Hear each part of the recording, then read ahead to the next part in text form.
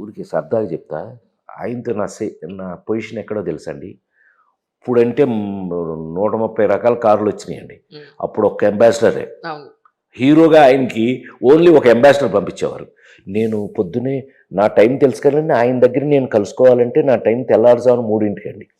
So 3:00కి office ఇలా కొట్టాను అంటే ఎస్ ప్రసాద్ కమ్ ఇన్ అనేవారు.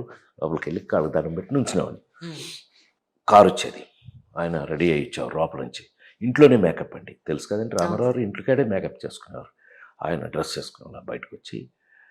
ఆయన కోసం అంబాసిడర్‌లో ఆయన నేర్పించింది హీరో.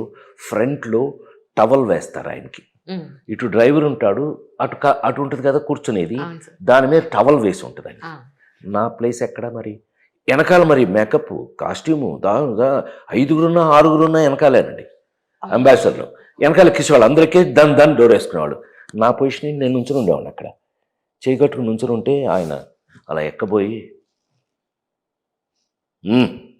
అనేవారు. ఎక్కడ నా పొజిషన్? డ్రైవర్ పక్కన. డ్రైవర్కి ఆయనకి మధ్యలోనే. అమ్మ బాబోయ్!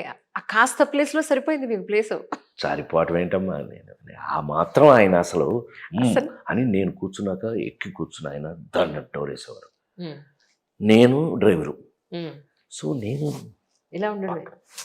నా జన్మధన్యం. ఎంత జన్మధన్యం కదా నా జన్మ. అట్లా అండి చాలాసార్లు ఆయన ఎమ్మటి షూటింగ్కి వెళ్ళాను. ఆయన షూటింగ్ తీసుకెళ్ళేవారు. తీసుకెళ్తే ఆయన పక్కనే గాద్రేజ్ ఇనప కుర్చీ నేను తీసుకుని వేసుకుని కూర్చునేవాడిని. ఎన్ని విషయాలు, ఎన్ని డౌట్స్ ఒక నటుడుగా చేస్తున్నప్పుడు ఏమేమి డౌట్స్ మనకు వస్తాయి. ఆయన నన్ను మామూలు మనిషి కాదండి. మేమంతా ఏం నేర్చుకున్నాం, ఏం ఇన్స్టిట్యూట్లు ఉన్నాయి మాకు, ఏం నేర్పుతారు మీకు ఇన్స్టిట్యూట్లో అంటే అడిగేవారు. నేను ఎక్స్ప్లెయిన్ చేసిన విధానానికి ఆయన ఎంత గొప్పగా ఇంప్రెస్ అయ్యారు. ఒక చిన్న విషయం మాత్రం చెప్పేస్తాను.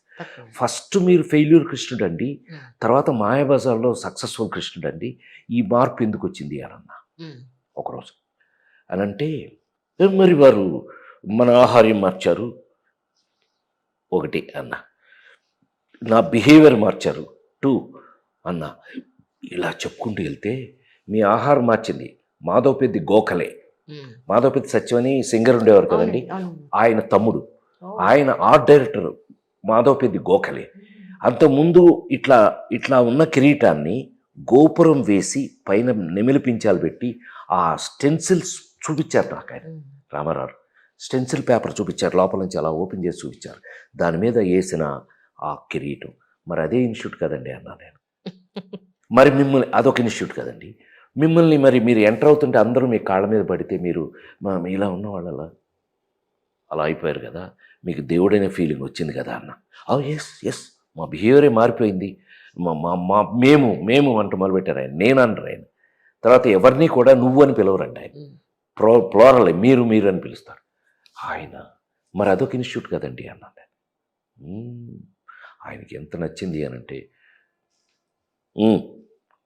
అంటే కుర్చీ ముందేసుకో అని పక్కన వేసుకుని కూర్చోబెట్టి ఇలా కొన్ని కబుర్లు అడిగేవారు, కొన్ని చెప్పేవారు. ఎన్నెన్ని విషయాలు వారి దగ్గర నేను నేర్చుకున్నాను. ఎన్ని విషయాలు వారితో నాకు ఎంత గొప్ప అనుబంధం కాదండి, నాకు దేవుడండి ఆయన. చెప్పాను ఇందాక మీకు గురువు దైవం రెండు ఆయనే. సో ఆయన దగ్గర ఎన్ని నేర్చుకుని చివరికి ఆయన ఎంత సంతోషపడ్డారంటే, మాకు చాలా సంతోషంగా ఉంది సీఎం అయ్యాక. నా అదృష్టం అండి. సీఎం అయ్యాక మాకు చాలా సంతోషంగా ఉంది. మీ ట్రెండ్ మీరు తెచ్చుకున్నారు. మీరు ఒక కామెడీలో మీరు బాగా నవ్విస్తారంట కదా, బాపు గారు చెప్పారు నవ్వించండి అనేవారు ఆయన. అంటే ఆయనతో దగ్గరుండి ఎంత ఆయన దగ్గర నేను కూర్చుంటే భలే కబుర్లు చెప్పేవాడిని.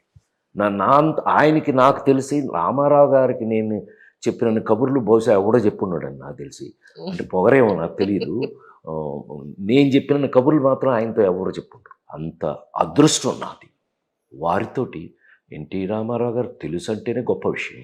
అలాంటిది వారితో కొన్ని సంవత్సరాల పాటు జర్నీ ఆయన పక్కన, ఆ తర్వాత ఇండస్ట్రీలో ఉంటూ వారిని కలవటం, వారు ప్రజాసేవలోకి వచ్చి ఆయన ఒక సీఎం అయిపోయి ఆ సీఎంగా ఆయన అద్భుతంగా వెళ్ళిపోవటం గొప్ప విషయం అండి నిజంగా.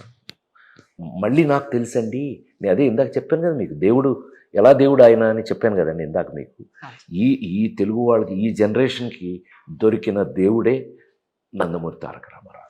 ఆయన మీకు జీవితంలో ద బెస్ట్ లైఫ్ లెసన్ ఇది నాకు ఇచ్చారు, అది నేను ఇప్పటికీ శిరసా వహిస్తున్నాను అన్న పాయింట్ అంటే ఏం చెప్తారు సార్? పాపం అంత తేలిగ్గా అడిగేవేంటి, ఒకటి నువ్వు అడిగింది, నాకు కనీసం ఒక 100 నేర్పుంటారు.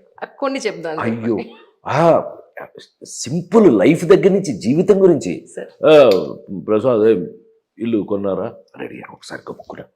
నేను అప్పుడు హీరో అయిపోయా, లేడీ స్టైలర్, అది హీరో అయ్యాను. ఏంటి ఇల్లు కొన్నారా, ఇల్లు కట్టారా, ఏ మమ్మల్ని పిలవదు అన్నట్టుగా ఆయన అంటే, అయ్యా ఇంకా లేదండి, నేను ఇంకా డబ్బింగ్లు అవి చెప్తున్నాను. అది